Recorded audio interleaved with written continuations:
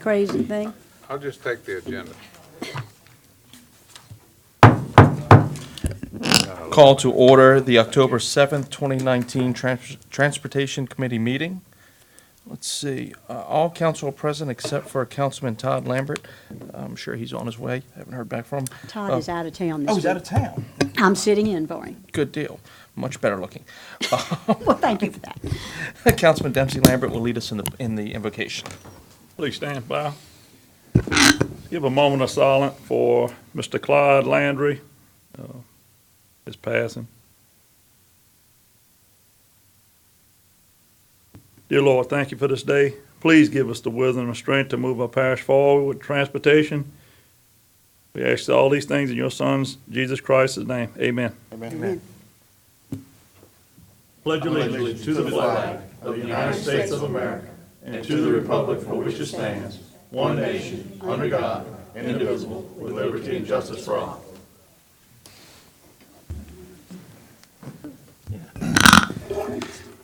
Okay, we have a public comment period. If anybody would like to speak on an item, please fill out a card, and you'll have 3 minutes to speak, and you can hand it to Darla. Moving on to item number 4 is the chairman's committee report. I don't have anything to add that we won't have time to add later on. Actually, I do. Forgot about that. I'd like to add 2 items to the agenda. We need a roll call vote for this one, for these 2. The first one will be added, if accepted, as we'll make it 5A, be recommendation for approval of all-way stop at Coushatta Drive and Clark Plantation Drive. So move, Mr. Chairman. We have a motion Second. and a second. We need a roll call vote on this.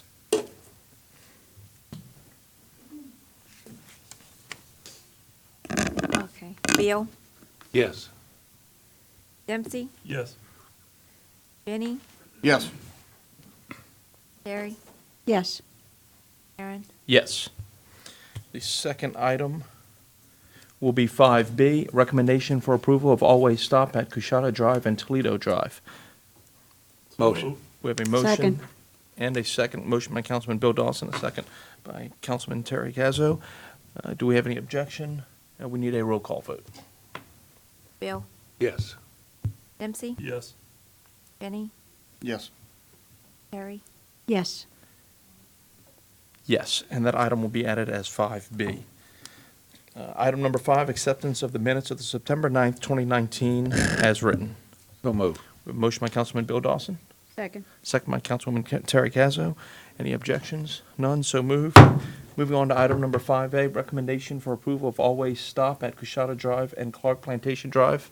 Tacey Rabelais. Good evening. We were informed, I guess last week, that there's some geometry differences in Pelican Crossing that are confusing drivers. Nobody knows who has the right of way. So we have a little bit of leeway as far as all road user safety. If you use a stop sign so that people know who goes first, who has the right of way, I, using my engineering judgment, and I found in both this case and the second one we added that it's needed. I feel like we should put it up before somebody has an accident. So I move to adopt the recommendation. Do we have a second? Yes. We have a second, a motion by Councilman Bill Dawson, second by Councilman by Dempsey Lambert. Do we have any further discussion? Any objections? None, so moved. Moving on to item number 5B, recommendation for approval of all-way stop at Coushatta Drive and Toledo Drive. I'm assuming we have the same circumstances on this. Exactly. So move to accept the recommendation. We have a motion by Councilman Dempsey Lambert, a second by Councilman Bill Dawson. Any objection, any discussion? Any objections? None, so moved. Thank you all very much. Thank you. Thank you. Moving on to item number 6, Department Report, Transportation Department. I do have a speaker on item number 6. I don't know the handwriting, but I'm assuming it's Councilman Randy. And it's only going to take a minute. Real quick.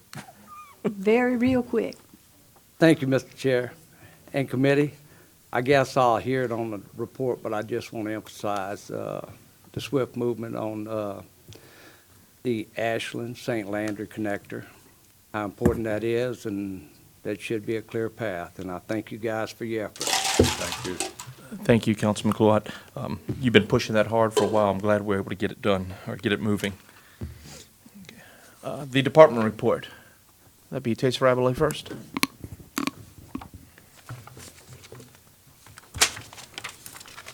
Excuse me, sorry.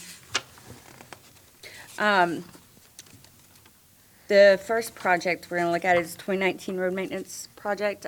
They're still working on task one, and I've updated all the roads that they're working on currently and what they have left to do. They should be, I'm thinking they'll finish up within the next month, and then we'll be issuing task two. So next meeting, I will have a list of all the roads and the work that's to be done on task two. And that will be for this year's road package, and after the task two, we'll wrap it up. The next one is the 2019 pavement preservation. They started patching and treating roads. It's been about 2 weeks. And it's going really well. The roads look great. I think people are really happy with them. I do want to kind of make a comment and clear up that they are not being overlaid. They are being sprayed and just treated. They're not being reconstructed, so I don't want there to be any confusion amongst the public regarding that. I know we've had a few comments here and there. But Casey, while we on that, I'm sorry?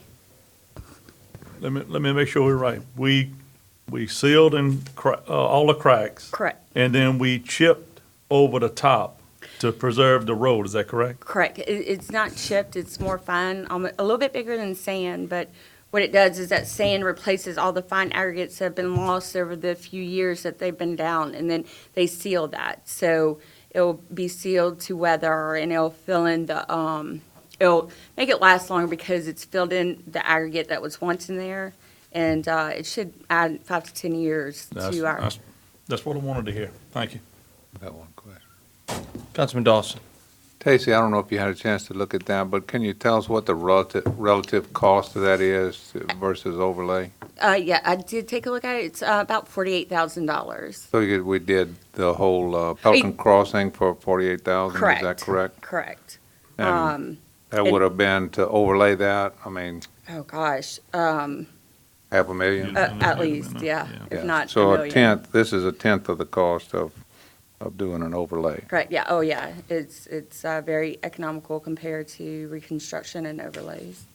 And Right. it's a great alternative to make our roads last longer so that we can give the attention to the roads that need it and need to be rebuilt. We can use that money on those roads and catch up. So I think it's somewhat of a compliment that people thought it was overlaid. Correct, yeah, they look great. They really Yeah. do. They look brand new. I think people are more upset about the aesthetics, one looking better than the other. But I think it's going great. I think it's a good treatment for the parish. I think it's a great way to address the issues that we've been having with our roadways. To save what we have right now is the biggest thing, so that, the ones that are too far gone, we can focus on those and have these over here that have been treated last us another decade.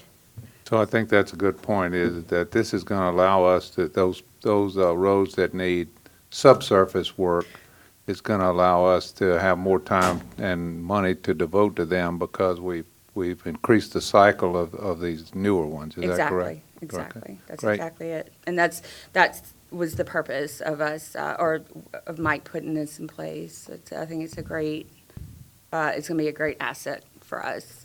Thank you.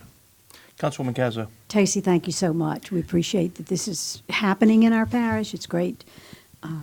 It's a tremendous effort to preserve some of our local roads so that we don't have to go into that deep kind of construction I agree. as soon as we might have to. Do help me to understand how you're planning to catalog these so that, you're going to do this sealant of a road now, and you expect to go back and look at it in 5 years, and if it's still good, then you. We're tracking it with GIS. Our GIS department, we have a way of reporting our work and what's been done to certain roads. So As the contractor gets done and with what he's doing, he gives me the mileage, which roads he's done, and I really, what I have to do is give those points to our IT department to update our GIS. And it's kind of a slow process, but it's coming along. Hopefully, within the next couple of years, we'll have it updated to pretty much the existing conditions of roadways. Somebody can go to GIS and see what's been done. What, is it an asphalt road, concrete, base, that sort of thing. Is this treatment, if I may, Mr. Chairman, is this treatment going to take the place of crack sealing? Will you do crack sealing on some roads, and then the next step would be this? What's the order of this? Well, the Reservation. parish has a crack sealing machine, and they have a rotation, if you will, where they're going to the roads and addressing cracks. What they're doing, they're going behind our crews and just treating. They might have a few cracks here and there that have developed since our crews have been out there, but not much.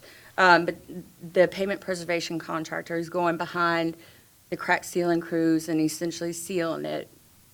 Since our crews have already taken care of the cracks, so it's worked out real well so Thank far. you very much. Appreciate your efforts. Oh, sure thing.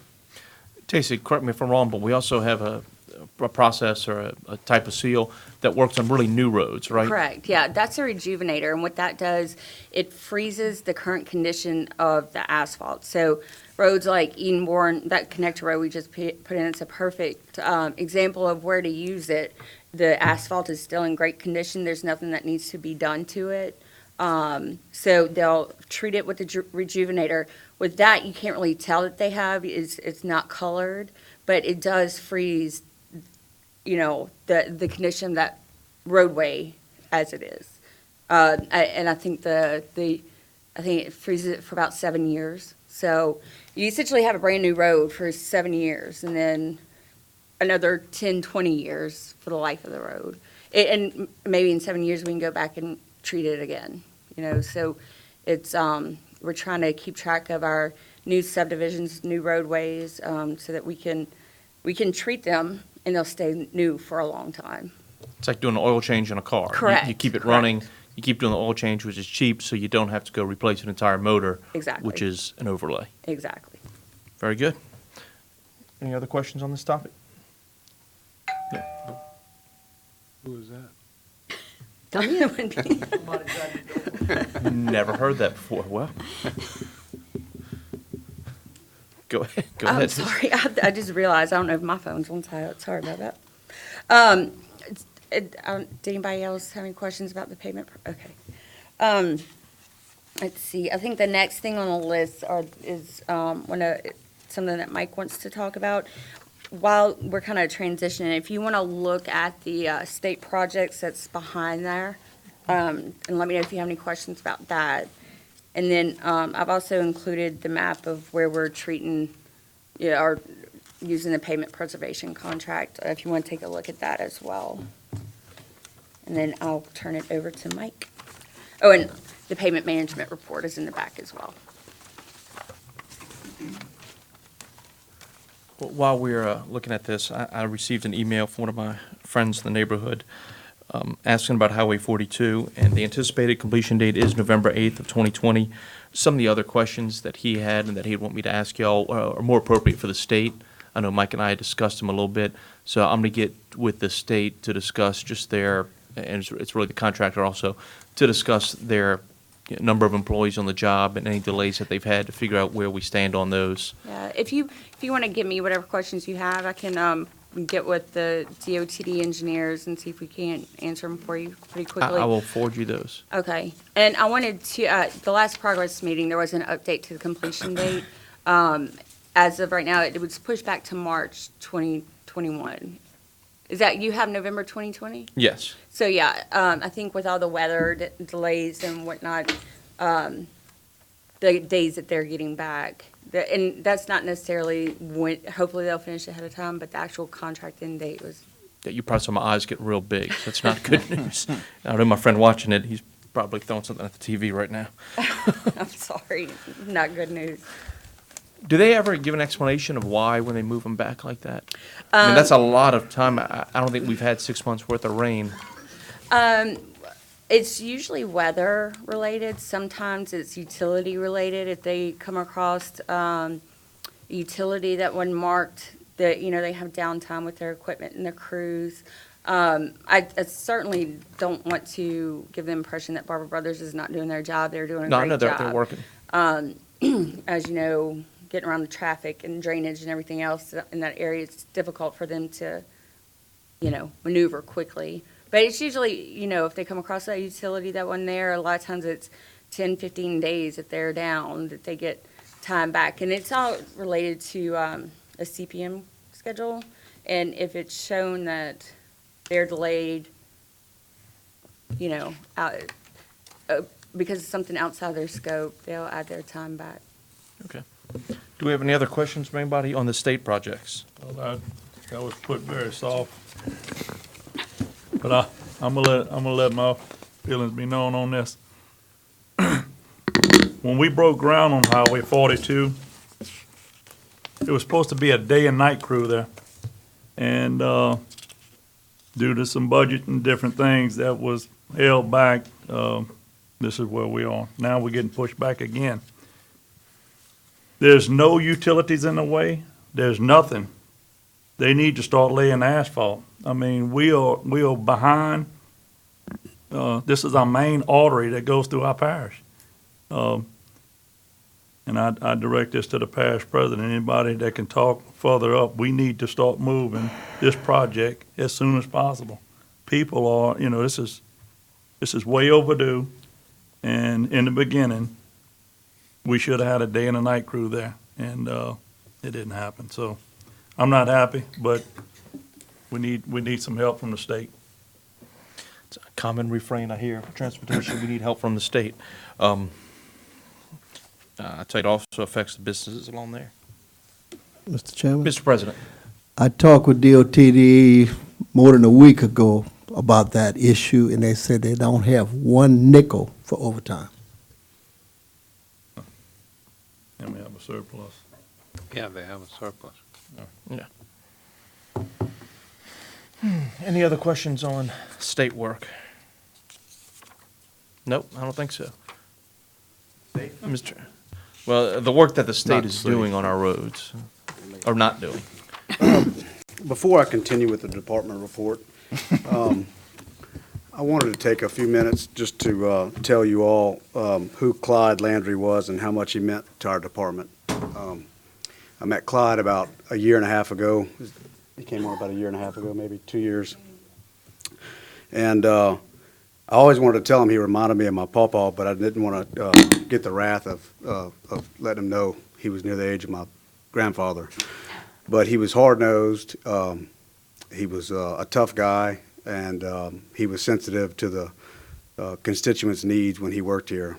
Sometimes, a lot of times, often, we get caught up in multitasking and walking around on the phone and doing things.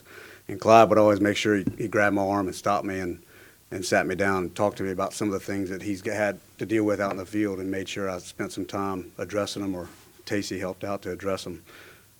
He was a great man, and he's going to be missed. You don't find many people like that you come across when you work with folks, and I feel sorry for his family going through this, and just want to let you all know how much of a hole he's going to leave in our department. So, anyway. Thank you. I'll continue on with the report. 3127 was I think the place we left off. You guys can read the update from there, but we're on track. We've turned in the stage 0 for both segments, which is from Highway 70 to LA 1, and we turned the full stage 0 into DOTD. They returned it in 3 days with some very minor comments. Dr. Calavota's ace was put on that, Ms. Connie Porter, and she did a great job. So we're going to address those minor comments and send it back, and hopefully we can get step off into the NEPA process and complete the stage 1, by summer of next year, and be able to identify, complete the right-of-way maps, and get into acquisition of right-of-way if we so choose. And so that's an update on that. If you have any questions, I'll try to answer them. Everybody's looking at me. It's on track. It's just the Yeah. process we have to follow. So Yeah. it's a big project.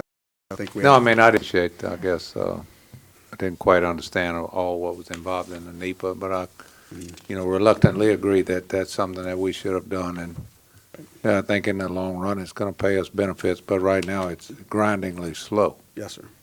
Yes, sir. Hopefully, we can beat the schedule.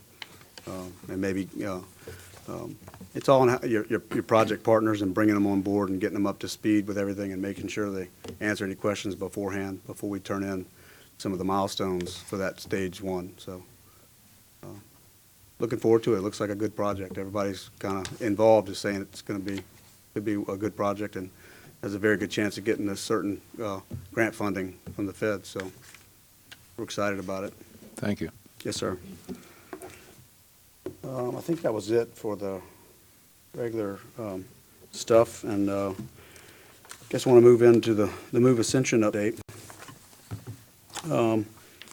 We've got two handouts. One are some screenshots and a utility spreadsheet that kind of gives you an idea of what we're dealing with as far as how many utilities are out there and what we're paying for some of them to be moved.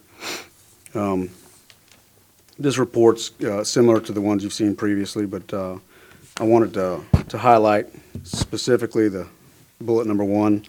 LA 930 will be come in from advertising, I think this Thursday. We're receiving the bids. So that's going to be great. Don't see any problems, foresee any problems with that, but you never know. So hopefully we can get contracts going in 2 weeks, 3 weeks afterwards, and after get all the approvals and whatnot. So we're going to try to get them started as soon as possible after contracts are signed. St. Landry Ashland Connector roadway, we're going to advertise for that.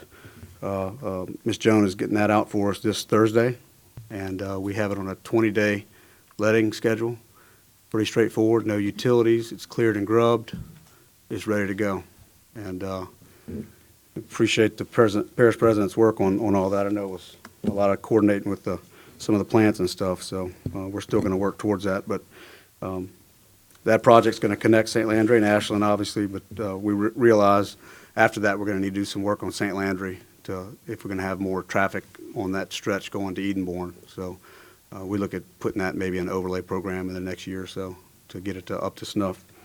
So excited about that one. It's a 120-day bid timeline we have for that. Not bid, I'm sorry, for construction timeline. And hopefully we don't get too wet of a winter. Roddy Road widening, clearing and grubbing. The segment, the northern segment, LA 935, I'm sorry, LA 621 to 935. We're going to advertise that on the 17th, the following Thursday. And that'll give us some time to finish completing and purchasing the right-of-way on the southern segment, 935 to US 61. We've had a few drainage redesign segments along there, so it's kind of slowed us down with getting finalizing right-of-way maps and getting that bought, but we're moving forward. Within that segment is the Church Point Roundabout, which is a federally funded roundabout, which Councilman Johnson, you're familiar with, being on the council as long as you have. So we think we're making some good headway with that. We've got getting some property bought on that as well. It's going to be a great project. The next one is the 929 and 930 roundabout. Most people may know that that's where Daigle and Post Office Road meet. It's called Parish 929. I guess whoever you want to argue with, it has a few different names, but at LA 930. So that one's going to be underway shortly. Next, you have potential construction projects advertised for letting by the end of 19. LA 73 turn lanes at Henry, Brown, and Oakland. Getting a few utility agreements done and getting Henry Energy to move on Henry and ETEL to move on Oakland, and that should be coming pretty soon. Roddy Road safety improvements, Norwood, and at Merritt Evans and Duval. We're going to try to make that a little nicer, easier and more safe. That's where we had a lot of crash data in those locations. And then the rest of the Roddy Road, the clearing and grubbing for the Roddy Road widening. You'll see the right-of-way acquisitions, 123 of 358 parcels acquired to date. This is real money that's being spent on this right-of-way. So we're not backing down. These projects will be built. As far as I've been around and been in this parish, this is going to be the most transportation projects that's ever been completed, and it's by this administration, and thanks to you guys on the committee. It's a good bit of work that's going to be done. 21 projects, and they're all going to construction. So It's awesome. we can keep going down here through the segments, right-of-way acquisitions, utility relocations, environmental. It kind of gives an update. We can go on any project if you have any questions. I can continue to go through this, however you guys want me to present it. Question? One brick wall. Councilman Lambert. Yes, sir. Yeah, Mike, I see you have 7, with the Corps of Engineers, you have 7 permits, they've been secured, but what is the other 7, no permit required? Why Yeah, do we- so what we did was group the projects, both segments of Roddy and Church Point, Tiggy and Germany and Duplessis, and just grouped them together, Henry Road and 930 and all that. So, this no permit required is the best you can get. There's nothing we need to do. I guess it's one of the best you can get, but we've gotten everything we need to. The last one, I guess, came in to, we got a check for the mitigation out today to buy 0.2 acres of something, and it was pretty cheap. So that's not, I think doing it programmatically, like we're doing, is the best way. Get it all cleared. Sure, and And this get is going. one thing, I don't want anything to hold up. I mean, we have some serious projects here could come to light Yes, sir. very quick, and I just don't want to see us waiting on, Yes, sir. this is, we deal with this with other projects, and I don't want it to hold them up. We just need you to stay at Atmos for a few more years, Councilman. Any No, other but, questions? the utility companies are working with us. We seem to be getting some good feedback, so we're going to keep them, hit them early and often with these projects, so get them informed. The website, what we did with that is kind of revamped it, and we made it to where it's a little bit easier to update and put a lot more information up there. It's been a little plain, I guess you could say, boring, but we've been in a pretty boring part of this program where you're just doing engineering. But you can see some of the screenshots here. We're going to have a lot better, more of a robust status update, budget, some pictures, and open to any suggestions you all may have. Bill, I think we talked about maybe adding a link to some DOTD projects for the District 61 area, and then tracking any other specific ones you guys want to see. Loosemore and 941 and Loosemore 44 roundabout. Maybe the 44 I-10 to LA-22 study that's being done, we can put that one on there, just to give people an idea of what's in the works with DOTD. So we're open to any suggestions you guys may have.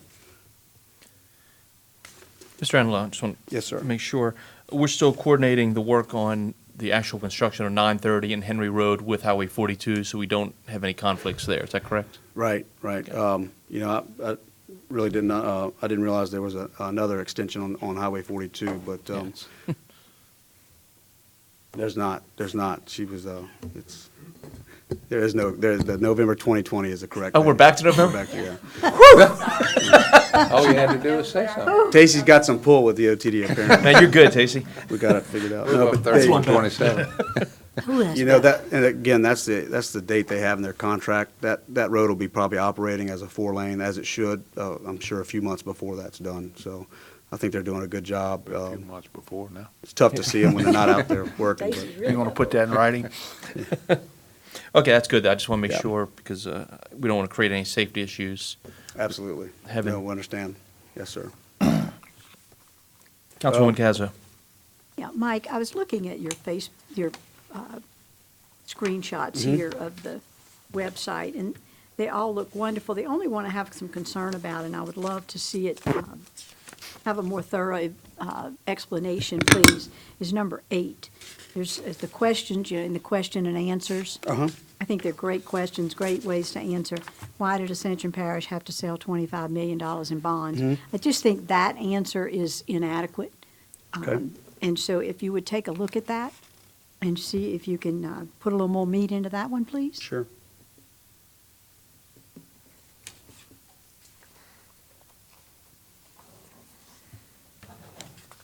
Otherwise, it's a great-looking document. Yeah, and if there's any questions that you guys get periodically from your constituents that you want to see up here, send them to me. We'd be more than happy to answer them. I mean, there's so much stuff that maybe we know working here and doing these projects that some people don't know or understand about why you have to do these certain things, whether it be bid law or whether it be sequencing or whatever it is. Just let us know, because a lot of it's unknown sometimes. Councilman Dawson.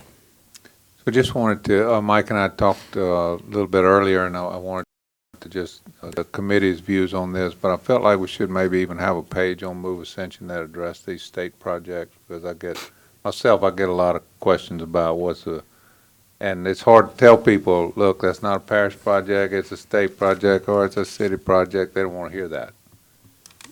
So, I'm recommending that we maybe even put another page. If it links to these major roadway projects that the state is doing in our parish. Yeah, we'll look into that. Yeah. Absolutely. That'd be a good idea. Councilman Johnson? You good? Let's move on. Do you have any more to add, Mr.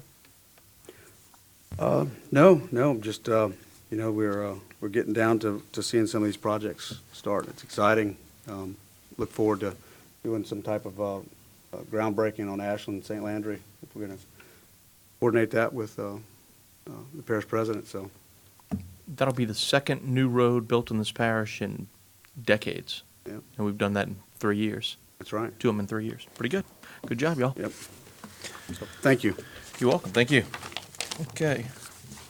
Moving on to item number 7, approval to amend contract with MB Consultants for a not-to-exceed amount of $250,000 for providing construction inspection services as needed on Move Ascension construction projects. Mr. Enlow. We, the utility department has contracted out with MB Design to do some inspection on the CDBG project they have. And we wanted to go ahead and, we've used them in the transportation department as well on some overlay stuff. And we'd like to use that contract to have some inspection services done, some resident inspection stuff done on our Move Ascension projects going out. Got a lot of utilities to be moved and doing the clearing and grubbing. Second. We have a motion by Councilman Lambert, a second by Councilman Dawson. Any further discussion? Any objection? None, so moved. Thank you. Item number 8, approval to allocate $1 million from Transportation Impact Fee District Number 2 to the Move Ascension program for the following project only. That'd be US 61 at Germany Road intersection improvement construction. This was a holdover from the last meeting. We just want to make sure we're doing this correctly, correct? Correct, absolutely, yes. This is, I think the construction cost estimate right now is at $980, something like that. A lot of work needs to be done for the light signalization and Yeah, basically, it's mirroring what's on the west side of Airline on the east side, correct? So correct, you on got Duplessis. turn which- lanes as well as a through lane to make Right. it match up. Yeah. And do the signalization to make that work, and we were able to leverage our impact fees as well as money from Move Ascension to get this project done. I appreciate your help on that, Yep. making sure this gets in the program. Yes, sir. I got caught up in that intersection morning and afternoon a couple weeks back. It wasn't, not fun. That's No, going to it's be not. a good change for that intersection, so. Is that a motion, Councilman? Yes, sir. Motion on that, please, sir. We've got a motion, and we have a, do we have a second? second. We have a second, Councilwoman Cazzo. Question by Councilman Dawson. So, Mike, I just, because I did, I have gotten some questions here lately about these transportation impact fees. And it's a good thing because we've been using them, but, people, I think, don't completely understand that they have to be spent in the area that they're generated. So, You know, if you're spending traffic impact fees in on the West Bank, for example, or on the south side of the East Bank, those are separate districts, and this money here is money from the highways or the developments that come in that district, and they're going back to the roads of the district. Right. Right. And I'd also like to get, do you happen to have the balance? Or no, I should have warned you ahead of time. No, I did have, this one was around, I'm sorry, that's a District 2. I want to say that one was right at 2.9 million, and After this or before? no, before, Okay. maybe it was about 2.4 since last meeting, and then, so we'll have up 1.2. I'll get that number, exact number Okay. for you. And then also remind people that we're under an obligation actually to spend this. Yes, So, sir. you know, I don't remember the time frame. Maybe somebody here. 10 years, I think. 10 years, I think it's maybe? 10 years. But there is Use that there is a clock ticking on here Yes, sir. well, of course, we want to spend it, so, you Right. know, this is all good. Yeah, and it's got another thing to add to it. It's not, it's got to go on some major roads. So a lot of the roads that are in that plan, which you all have the power to change from year to year, as long as we keep the mileage the same. A lot of them are state roads, and, the money spends the same. State road, Pierce Road. I mean, I don't like doing the state's work for them, but if there's something like this that really needs to be done, and it's not going to get done in 5 or 10 years by the state, I think we still have an obligation to take care of those kind of things and take the bull by the horns, I guess you'd say, get it done.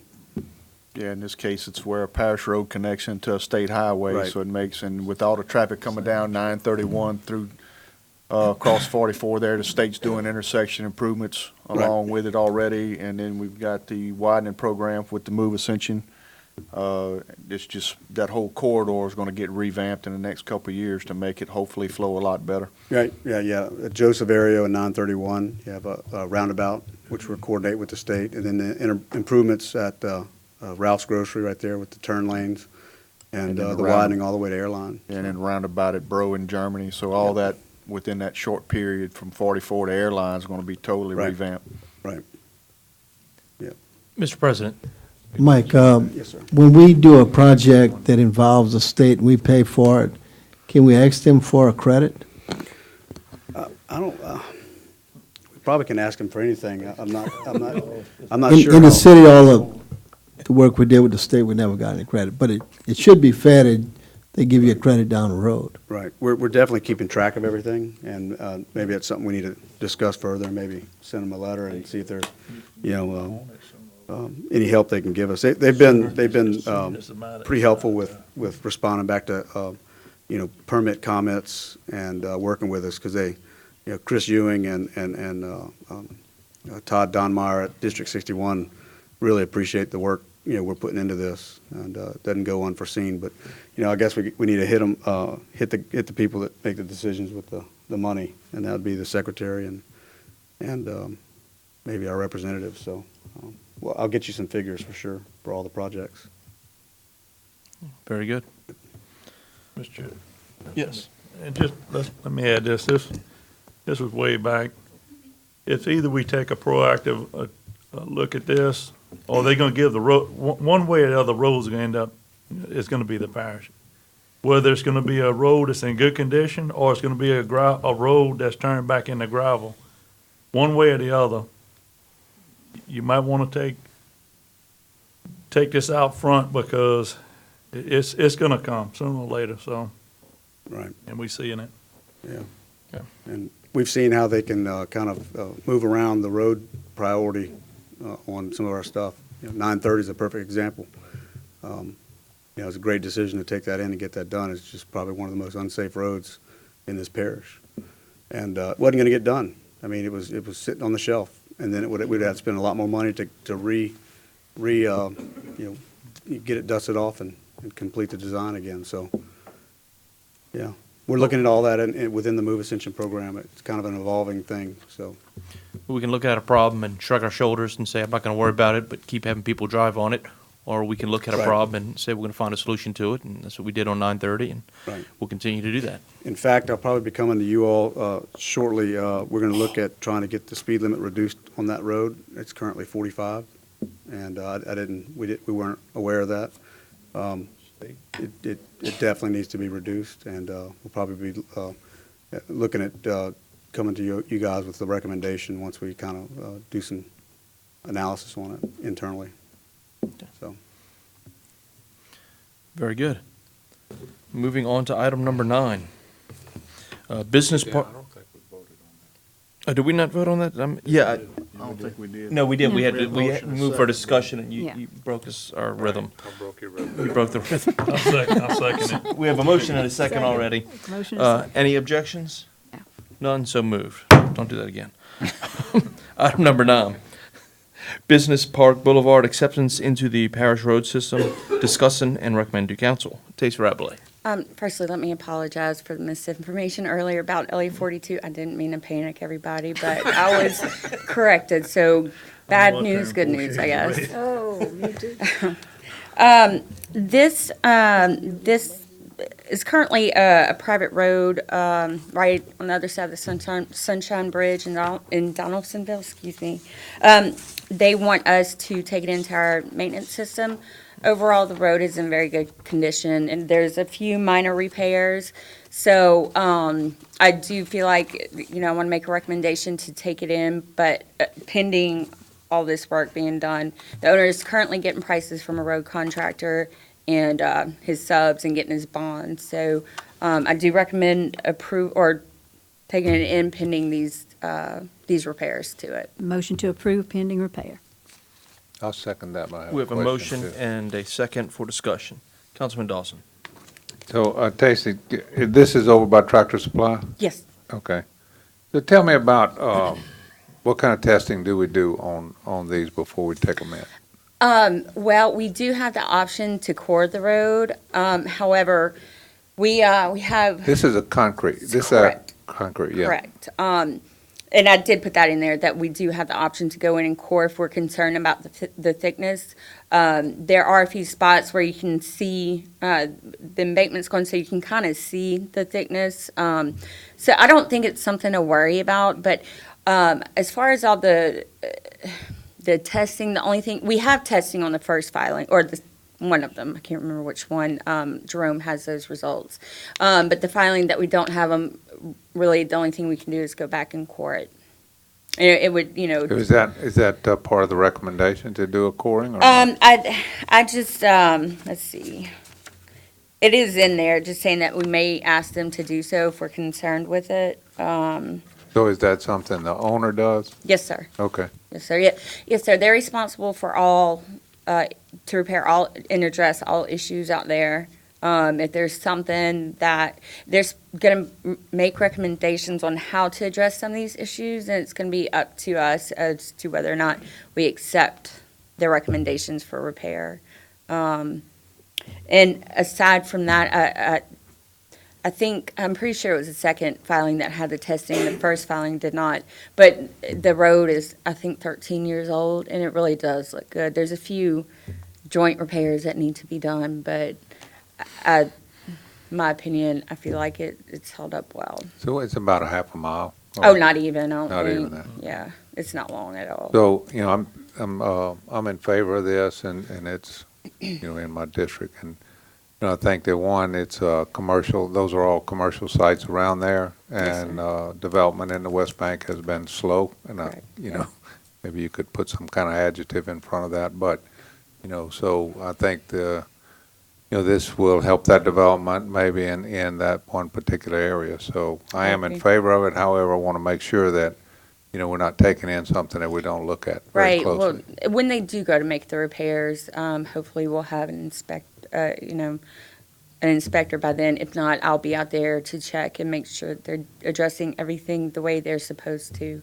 But we'll check, make sure all of these are addressed before we come back to y'all and say, okay, everything's been addressed, let's go ahead and take it in. Thank you.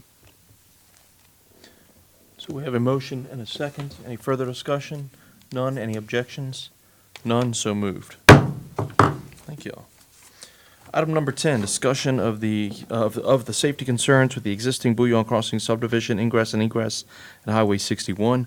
I put this on the agenda. We do have 3 speakers, but I put this on here because I've received several calls from people with concerns. And kind of like we said before, if we see a problem, we're not just going to sweep it under the rug. We're going to bring it up for discussion and see if there's something that can be done about it. If there's not something that can be done, we look at other ways to fix the problem. I'm going to let the public speakers go first.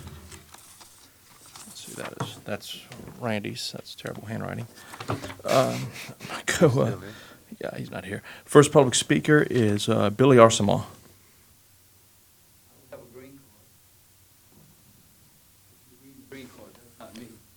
No, I know. It's a different person. Make sure. Yeah, okay. Thanks for the opportunity to address this issue with the committee. I don't know what exactly will be discussed. It's kind of an innocuous description as far as I'm concerned. My effort is to speak on behalf of the citizens that live on Swamp Road, which is where I reside. I know of no one that's in favor of coming out of the subdivision onto Swamp Road. Swamp Road is one of the worst roads in the parish, to be quite frank with you. It's full of holes. It is narrow as heck, and I have punctured 2 tires on my car being run off the road by wide trailers behind pickup trucks. It's a dangerous road, and we cannot take any more traffic. This thing has been going on since pre-2007, when I first got involved with the discussion of this thing. And to my understanding, the developers agreed that that was an emergency-only exit onto Swamp Road. The school board has the key, and only they can declare the emergency. It's not an access by anybody for any other reason other than a dire emergency. And we're fine with that. That was the compromise to not letting the subdivision go into that process of coming onto Swamp Road. I don't know if there's a covenant about that. I've been told, I'll just say that maybe there is a covenant that's you can't change it unless there's some kind of changing in the vote. I don't know that.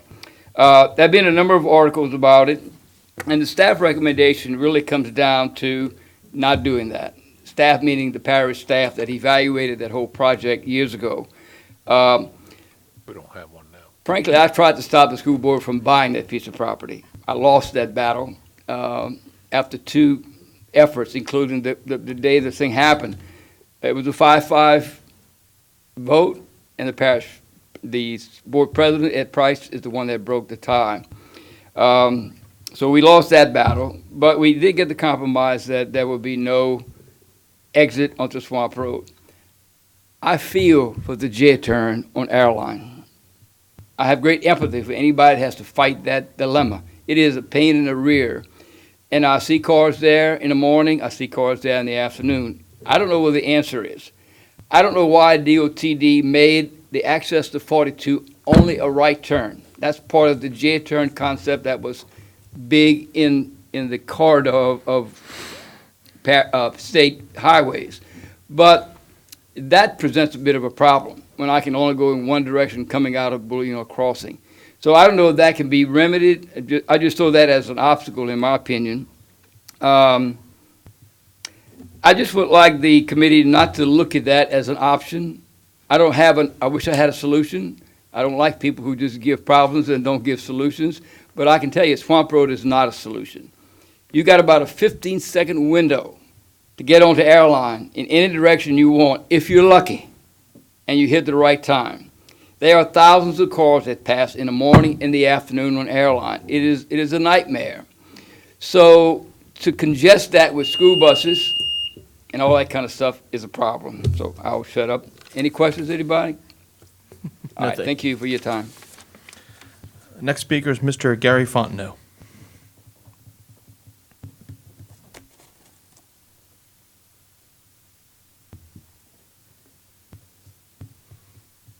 Gary Fontenot, 16459 Walk Around Avenue in Bouillon Crossing subdivision.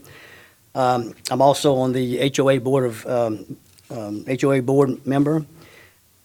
We do have 218 homes in Bouillon Crossing, probably double that amount or more of people that utilize the exit onto Airline Highway. we as residents are relatively used to it. Of course, the gentleman just described the nightmare, but we're pretty used to it because we grew up with it the last 5, 6, 7 years.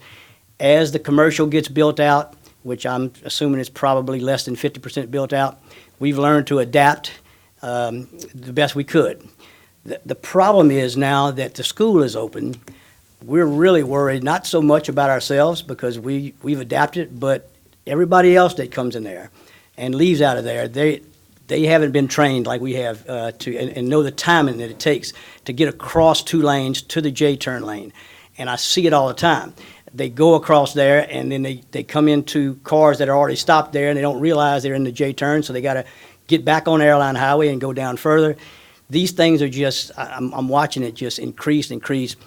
Traffic backs up towards inside the subdivision because these people are not used to that. And now with the traffic that the gentleman talked about on Airline Highway, sometimes the J-turn lane cannot even, especially in the morning, cannot even get on Airline to make that turn because Airline's already blocked. And so it's a problem that I see just increasing, and now we have parents and their school kids leaving every day, coming in every day, and school buses. The school buses are not going to jump out there and try to cross 3 lanes. They're going to take their time. But the parents that are backed up a long way and getting horns blown at them, they do sometime. And they're, they might have 4 or 5 kids in the car too. So it, more than just for us, because we're pretty used to it, I really fear for the safety of everybody else. I don't know the solution. I think the J-turn is too close. If it would be further down Airline, maybe you'd give you time to get on Airline, go a little ways, and then get over. But the way it is right now, we've done everything. We got the timing on the lights changed, everything that I think we can do at this time. Except there is the outlet in the back of the subdivision that I think was proposed back when it was developed, but it was changed to emergency exit. That would allow the school traffic in and out, I think, to not clog up the Airline Highway that's already a dangerous situation. Some people say that they'll use Bullion as a cross-through, a shortcut. Well, I measured it and timed it. It takes 48 seconds more to go through Bullion than to go down Airline and come down Swamp Road if you go to the light. I've also timed it all the way to Perkins Road where Swamp Road comes. If you would go down Swamp Road and use it and wiggle around all the way through and come out at Perkins Road, I've timed it twice. It's about the same time if there's no traffic. If there's a lot of traffic, then it's probably going down Airline through 5 lights, et cetera. It's probably 59 seconds longer. So I don't think people will use that, especially down Swamp Road, because it's not user-friendly. So it's not a shortcut, and I don't think it'll be used for that. But it's an issue, and it's going to be a more serious issue. I just hope we don't wait until the accident happens and somebody really gets hurt or loses their life. Thank you, Ms. Fontenot. I believe that's all the speakers we have on it. I'll start out this discussion because that's exactly what this is. It's a discussion because, as we've heard, we have an obvious safety problem that I've heard from a lot of my constituents and people in District 4. The school draws from both, but I know there are a lot of concerns along Swamp Road. One of the things that I know is being discussed is the open exit out the back, but I think there are some alternatives to that also, because one of my thoughts is, and maybe we'll have to look at this on the traffic end of things, and we'll have Mr. Enlow help. The people that attend that school and that live on Bluff Road, I'm assuming they have to go onto Airline, make a J-turn, come back around, and then take a left turn back to get to Bluff Road. Back to get onto Swamp Road. Now, there could be a system, and this is just the thought process, is that the people that live on Swamp Road and those neighborhoods and that attend that school, they're the same traffic that's be driving on Swamp Road anyway, allow them to use that back access point. And those would be the only cars that would be allowed to use it. You'd be taking off a lot of cars off of Airline, and those cars are going on a Swamp Road no matter what. So it seems to me that that could be a solution to this that would make it a lot safer, because I have seen it in the mornings. And I've seen cars do exactly what Mr. Fontenot said. They go to get in that J-turn and realize there's no room, and their tail end is sticking on Airline, and either they have to jump back on or the car in that left lane has to merge quickly to avoid rear-ending this car. So it does create a very unsafe situation. That's why we're having this discussion, because one of the things that we do with these discussions is we want to get the public's input. This is an ongoing thing. We're not voting on this tonight, but we need to get the public's input because we have an unsafe situation. We have to figure out how we're going to fix this. Mr. Enlow? I've been talking with the school board, and what I've tried to do since I've been in the transportation department is look at, kind of some new ways of getting data. Traffic counts are usually done when there's no holidays and their school is in. Well, I think we have, everybody would recognize we have a pretty big problem in this parish with peak hour traffic, whether it be because most people maybe go to work in Baton Rouge or some of the plants in that corridor, but also I think it's maybe because a lot of people drive their kids to school. So what I've done is try to get traffic counts in the summertime to maybe get a baseline of what the traffic would be not in school, and then compare that to when they're in school. And so that's what we're doing with Bouillon Crossing. We haven't put the counters out just yet, and not just Bouillon Crossing. We put 2 in Bouillon Crossing, and we put, I think it's 3 on Swamp Road, 3 or 4, and so it kind of gives us an idea of what's going on in that area. So we did it in the summertime, and we're looking at doing that. In the next week or so, I need to talk with Chad Lynch to see when the school will be at full operation. I think they've had some delays with certain things, and we want to make sure everybody that's going there is in there, and we can get a real good count, a good accurate 24-hour count. So it's going to be a good tool to compare that data. And we also want to make sure we bring DOTD into the discussion at some point, because no matter what's done, probably some improvements do need to happen on Airline Highway. Those J-turns, those decel lanes probably do need to get extended to make more room. At minimum, that probably needs to happen. But we want them to look at the whole, really I'd like them to look at all of the Airline Highway and to try to eliminate some of the crossovers that don't have any decel lanes, because those are really dangerous when people try to use them, and 65 miles an hour and try to go down to turn into there when they have traffic behind them. So we're looking at just doing some, hoping DOTD can do some general safety improvements along that corridor. But anyway, yeah, we're happy to help with any of the stuff that involves traffic and certainly these problem spots. We do recognize that Swamp is, could use some work for sure. We want to make sure we do the right things. It's seems to be a pretty historic road, a lot of old houses, a lot of narrow right-of-way, a lot of utilities, a lot of nice trees and things. So we don't want to go there and maybe look at that with a typical widening scenario, because it may not be needed. So, but we're open to any of your suggestions on what we need to do, and we'll go from there. I know one thing that I think you mentioned that we have to look at is Swamp Road has been dangerous for a long time. And we need, some leadership to come up with some plans. I've had some ideas. I've spoken with several people about them on how to fix that.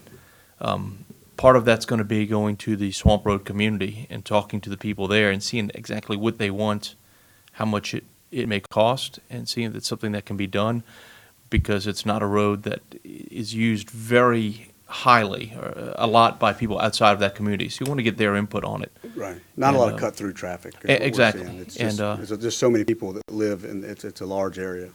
I'm just surprised it hasn't come up, earlier. That we've got to look up on that. Do we have any further questions or discussion on this? I look forward to the state's input, certainly. And then I think there's maybe some other ways that we can make a difference here. I have spoken with the school board today. They weren't able to make it tonight, but they're definitely interested in seeing what can be done. Right. And we'll do everything we can on it. That's it. Item number 11. Motion. Second. Second. So Thank moved. you. We adjourn.